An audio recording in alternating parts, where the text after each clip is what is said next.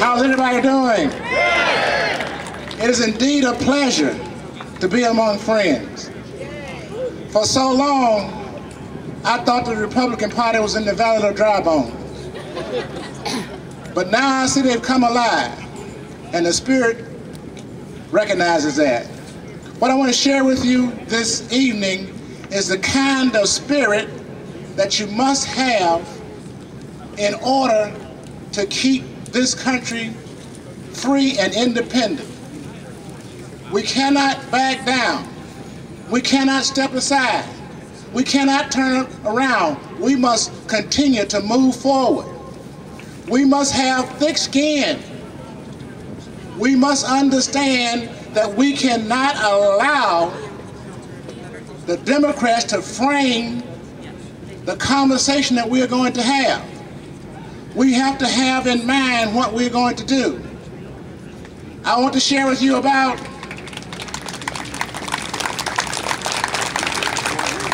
these are two of the books that I never leave home without.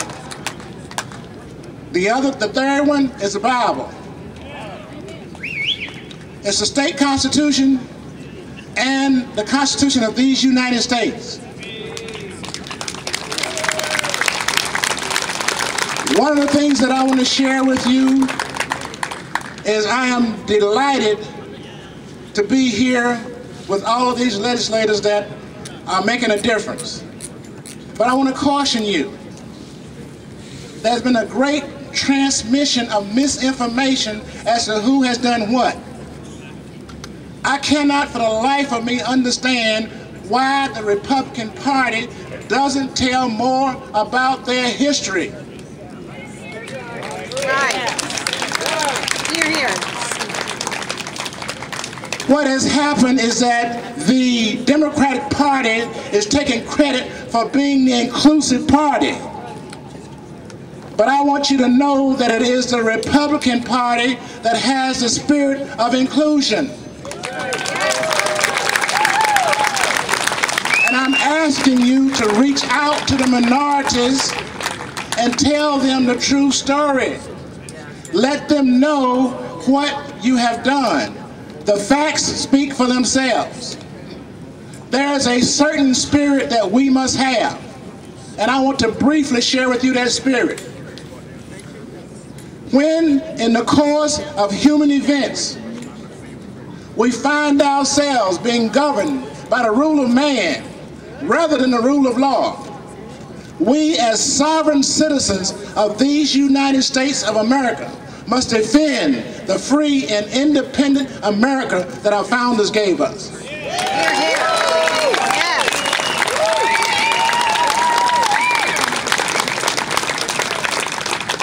I want to share with you how to defend an America that was founded by the ratification of our Charters of Freedom. An America that understands why these charters were ratified and why it is so important that we live out these charters today.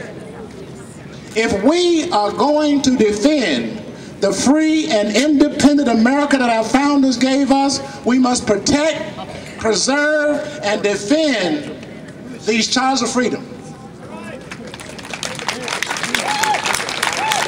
Our Declaration of Independence, our Constitution, and our Bill of Rights. We must remain one nation, under God, indivisible, with liberty and justice for all.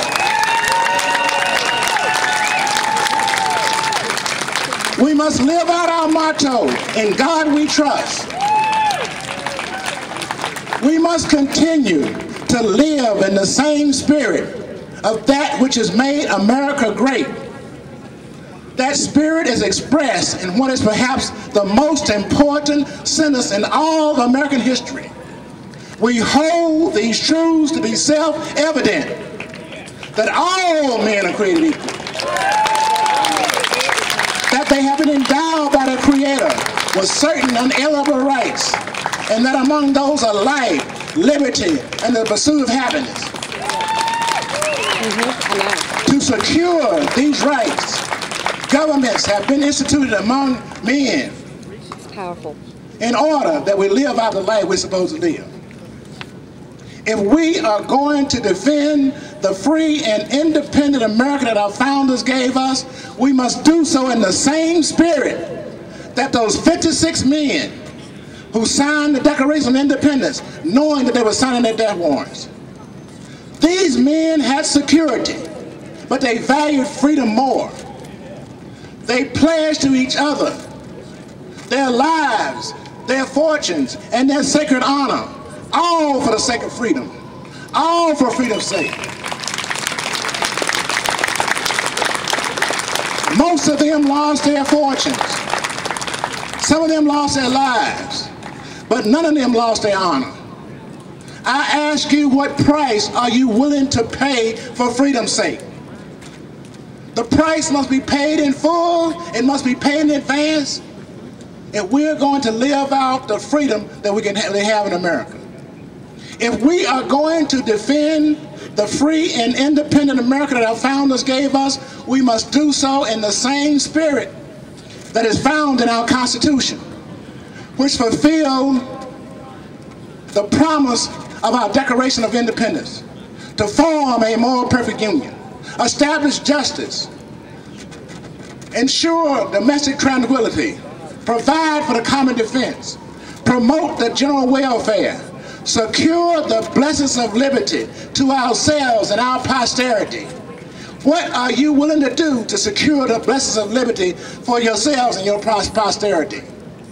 If we are going to defend the free and independent America that our founders gave us, we must do so in the same spirit as those who signed, or those who added the Bill of Rights to our Constitution. Those amendments that laid out for all to see the powers of the people, the rights of the people, and the limitations of the power of government. Those amendments that spell out the immunities of individual citizens, protect us from the tyranny of government, protect those rights without which man cannot exist. If we are going to defend the free and independent America that our founders gave us, we must do so in the same spirit as the Republican Party when they passed the 13th Amendment, abolishing slavery. The 14th Amendment, making black citizens of these United States. The 15th Amendment, giving blacks the right to vote. That same Republican Party that passed a law that made Dr. Martin Luther King's birthday a national holiday. That same party from which President Gerald Ford changed Black History Week to Black History Month. You tell me who's inclusive? Certainly not the Democratic Party. If we are going to defend the free and independent America that our founders gave us, we must do so in the same spirit of those who participated in the 1960 Civil Rights Movement. When on February 1st, 1960, 4 students walked into downtown Greensboro in the Woolworths and sat down at their lunch counter and asked to be served. This was not anything unusual, or it should not have been, except that these 4 men were black, and they sat down with an unwritten code of law known as Jim Crow forbade them to do so.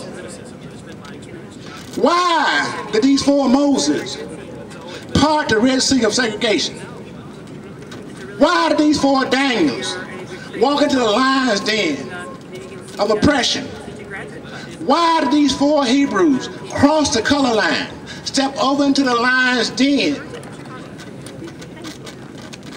I'll tell you why. To tell old Jim Crow to let my people go.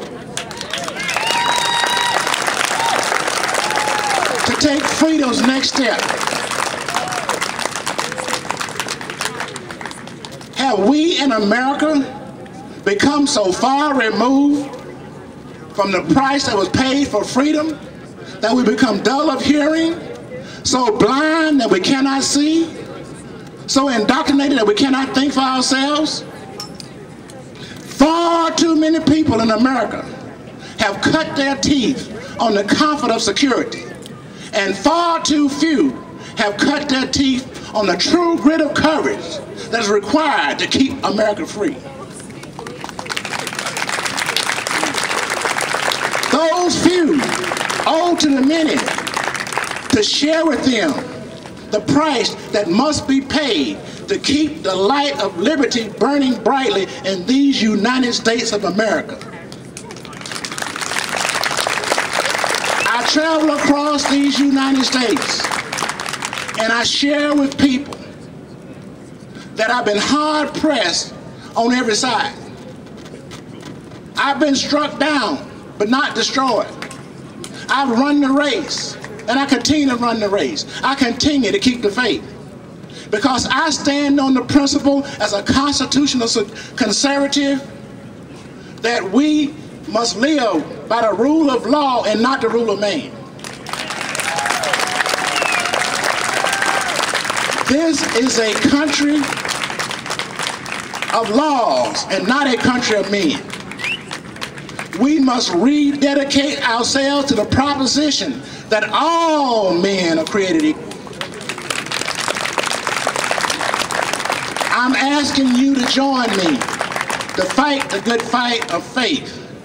And in closing, let me share with you, I do not stand before you by accident.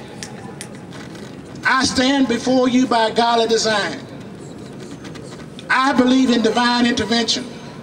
The same divine intervention that stepped over into our founding fathers and shared with them the promise that they must make in order to make America a great country. When I was born, my father named me after his best friend, who was a white guy. That set the tone for me to help bridge the gap between the races. In 1947, I lived in Greensboro, North Carolina in an integrated neighborhood. So I found out there was no difference. I'm not concerned about the pigmentations or the color of the flesh. What I'm concerned about is the works of the flesh. And what I see is that there's evil going on. And we are the ones that can stop the evil. We do not need to transform America. We need to restore America back to what it was before.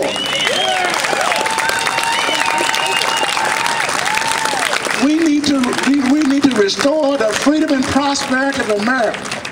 And what we have here in Raleigh is the beginning. In the state of North Carolina is the beginning. But do not fool yourselves. We have not won the battle, won the fight. We still must battle on. We must still continue. I admonish you to find your place wherever you are.